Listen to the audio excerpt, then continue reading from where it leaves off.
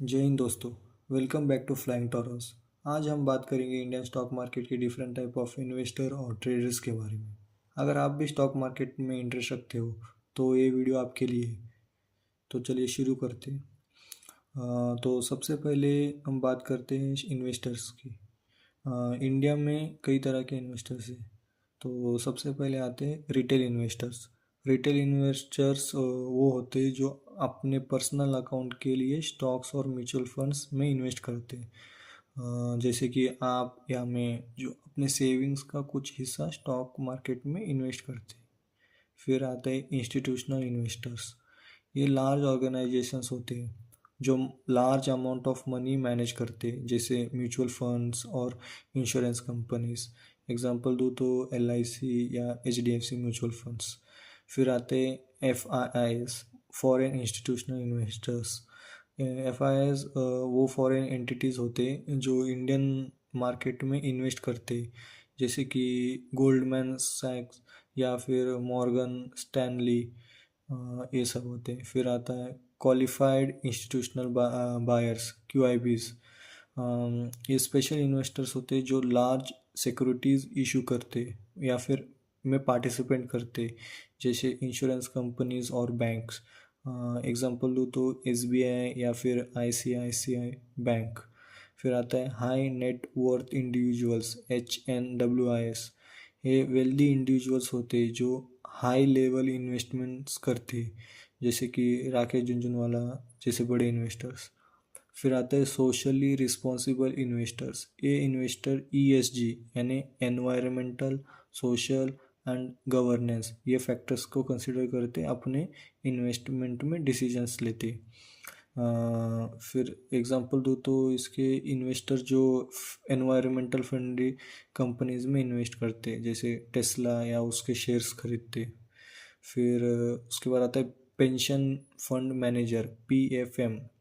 Pension fund managers वो होते जो रिटायरमेंट फंड्स को मैनेज करते हैं, जैसे कि EPFO जो एम्प्लॉयज़ प्रोविडेंट फंड ऑर्गेनाइजेशन, जो मतलब जो कंपनीज अपने जो सैलरी रहते हैं उनमें से कट करके वो करते। फिर आते हैं वेंचर कैपिटलिस्ट, VCs बोलते।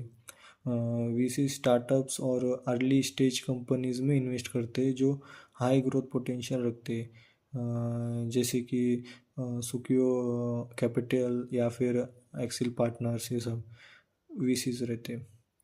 फिर इसके बाद आता है private equity investors. Private equity investors private companies को एक्वायर करते या फिर पब्लिक कंपनी को डिलिस्ट करते, यानी जो कंपनीज नॉन प्रॉफिटेबल या फिर वो थोड़ा सा अपने इक्विटी बेचना चाहते हैं, क्योंकि सामने वाला बंदा ज़रा पोटेंशियल रखता है कि हमारे कंपनी को कुछ वैल्यू दे सकता है, कुछ प्रॉफिटेबल बना सकता है अगर लॉस में है तो। फिर ये लोग क्या करते हैं, कंपनी को प्रॉफिटेबल बनाते हैं, फिर उसके बाद वो बेच देते हैं फिर से आगे वाले को। ये जैसे कि ब्लैकस्टोन ग्रुप ये सब करता है। फिर आते हैं रियल इस्टेट इन्वेस्टर्स। ये इन्वेस्टर रियल इस्टेट प्रॉपर्टीज़ या REITs में इन्वेस्ट करते हैं। एग्जांपल दूँ तो DLF या गोदरेज प्रॉपर्टीज़ में इन्वेस्ट करने वाली। फिर आता कॉमोडिटी इन्वेस्टर्स। ये इन्वेस्टर्स कॉमोडिटी जैसे कि ऑयल, गोल्ड, ऐसे कमोडिटीज़ में इन्वेस्ट करते।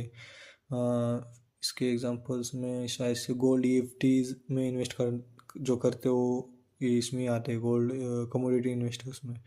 फिर आते हैं DIS, domestic institutional investors.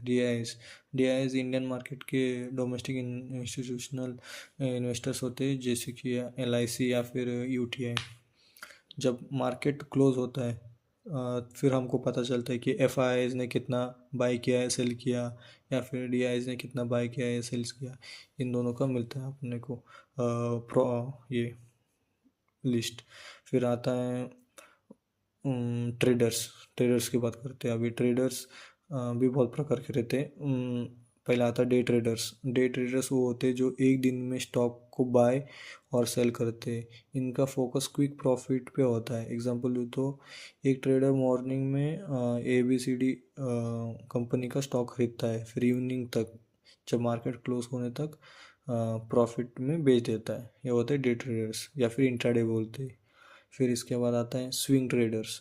Swing traders position को कुछ दिन या वीक्स के लिए होल्ड करते हैं, short to medium term price movement को कैप्चर करते हैं। एग्जांपल दो तो एक स्विंग ट्रेडर एबीसी कंपनी का शेयर्स खरीदता है, जब उसका प्राइस गिरता है और 2 हफ्ते बाद जब उसका प्राइस बढ़ता है तब फिर से बेच देता है।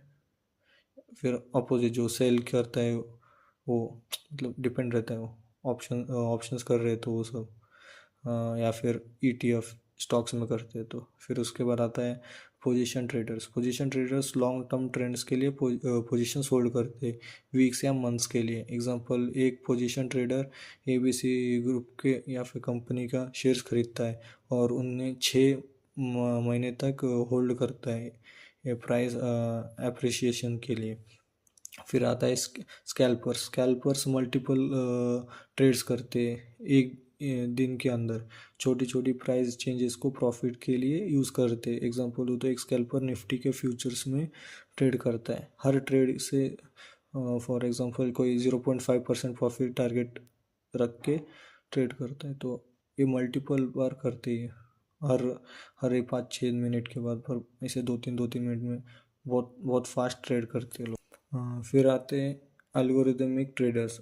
अल्गोरिदमिक ट्रेडर्स वो कंप्यूटर प्रोग्राम का यूज़ करके ट्रेड को एग्जीक्यूट करते हैं। एग्जांपल दो तो अल्गोरिदमिक ट्रेडिंग फर्म अपने अल्गोरिदम का यूज़ करते हाई फ्रीक्वेंसी ट्रेड्स को परफॉर्म करते हैं, यानी उनका सेट रहता है, इतना लिमिट रहता है कि इतने लिमिट के प्राइस रेंज पे बाय करो और इतना टारगेट है इसमें सेल कर दो। अगर होता है मैच तो ट्रेड एग्जीक्यूट होता है या फिर नहीं होता। यह होता है अल्गोरिदमिक ट्रेडर्स। फिर आते हैं high frequency traders, HFT। HFT traders high speed data और एग्जीक्यूशन का यूज़ करके लार्ज नंबर ऑफ ट्रेड्स करते हैं। एग्जांपल दो जो HFT फ्रेम मिली सेकेंड्स में अपना ट्रेड है ना एग्जीक्यूट करते, ताकि मार्केट का इनसेफिशिएंसी का फ़ायदा उठा के वो अपना बाय या सेल कर सकते हैं। इनका बहुत मतलब बहुत स्पीड रहता है, हर मिली सेकेंड्स में ना इसे 15-15 20-20 लॉट्स बाय या सेल कर देते। फिर इसके बाद आता है इवेंट ड्राइवन ट्रेडर्स।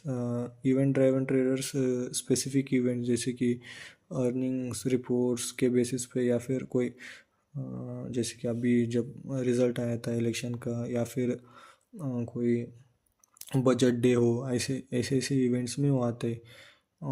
या फिर कोई क्वार्टरली रिजल्ट आए, फॉर एग्जांपल एक ट्रेडर कोई एक ABCD कंपनी इसकी क्वार्टरली अर्निंग अनाउंस होने से पहले स्टॉक के खरीदता है और पॉजिटिव रिजल्ट पे सेल कर देता है, ऐसे इवेंट ड्राइवन ट्रेडर्स रहते हैं।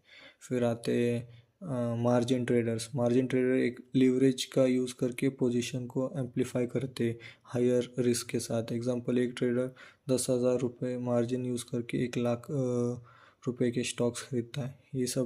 ये बहुत रिस्की वाले लोग रहते हैं मार्जिन ट्रेडर्स, और मतलब रिस्क भी रहता है और फ़ायदा भी रहता है। अगर आप 10,000 में 1 लाख रुपए के शेयर खरीद सकते हो तो, लेकिन अगर गिर गया तो ये इंटरेस्ट भी लगेगा और ये पैसे भी जाएंगे। इसलिए ये बहुत मतलब रिजल्ट एकदम पक्का हो, ये आपको पता हो, तो ये मार्जिन ट्रेडर यूज़ कर सकते, मार्जिन ट्रेडर बन सकते हैं। फिर आता है arbitrage traders. Arbitrage trader price का डिस्क्रिपेंसी का यूज़ करके प्रॉफिट कमाते हैं अलग अलग मार्केट के इंस्ट्रूमेंट्स में। मतलब एक NSE और BSE में दो अपने एक्सचेंजेस है, मैंने पिछले वीडियो में बताया था आपको, अभी करंटली चल रहा है। तो अभी एक कंपनी NSE में भी लिस्टेड रहता है और एक BSE में भी लिस्टेड है। NSE में उसका प्राइस सपोज एक 39 रुपीज़ है, हाँ, और BSE में उसका 38.90 पैसा रुपीज़ है। फिर उसमें कितना 10 पैसे का फ़र्क पड़ रहा है। तो ये क्या करते इधर का NSE में खरीदते और BSE में बेच देते, या फिर जो भी हो BSE में बेच देते और NSE में बेच देते। जो ये प्राइस डिफरेंस रहता है ना, ये प्राइस डिफरेंस ये आर्बिट्रेज ट्रेडर्स करते हैं। इसमें भी बहुत प्रकार के रहते हैं, जैसे कि ट्रायंगुलर, स्टैटिस्टिकल, मर्जर, ये बहुत सारे टाइप के रहते हैं ट्रेडर्स इनमें भी, मतलब इनके टाइप्स में भी। फिर उसके बाद बहुत सारे ट्रेडर्स है जो इंडियन मार्केट पे नहीं है लेकिन जैसे कि क्रिप्टो करेंसी, फॉरेक्स, ये सब ये सब टाइप के भी ट्रेडर्स रहते हैं। इन पे नहीं ज़्यादा फोकस कर रहा हूँ, लेकिन अभी ये इतने ही है जो ट्रेडर्स और इन्वेस्टर्स ऐसे टाइप के रहते हैं।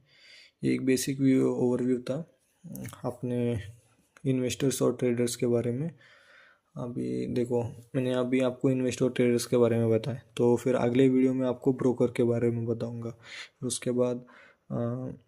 फिर उसके बाद से हम चार्ट, कैंडल, वो सब देखेंगे। अभी सिर्फ आपको मार्केट के बारे में बता रहा हूँ, कौन कौन रहता है और क्या क्या चल रहा है। तो आपका धन्यवाद ये वीडियो देखने के लिए।